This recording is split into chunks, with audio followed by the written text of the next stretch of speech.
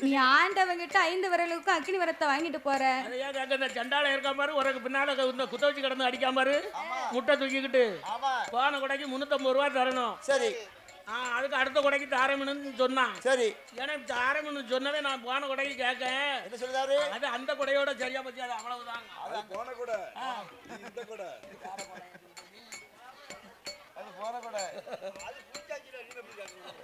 சொல்லு. அது போன கொடைக்கு குடிச்ச பாட்டிலுக்கு சரியா போச்சு.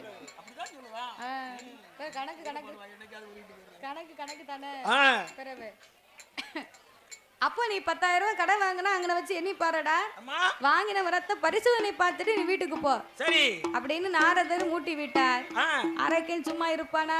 ஏப்பா அவன் யாருக்கல்லே வன வேகமா வாரான், யார கொல்லுவோம்ட்டு இவர் யாருக்கல்லே மூட்டி விட்டுருக்காரு. இப்போ அதுக்கு நான் என்ன நாரதா செய்யணும் ஒரு யோசனை சொல்லு. யார கொல்லட்டும் என்ன செய்யட்டும் திருவத்திரம் முடிக்க அதுக்கு ஒரு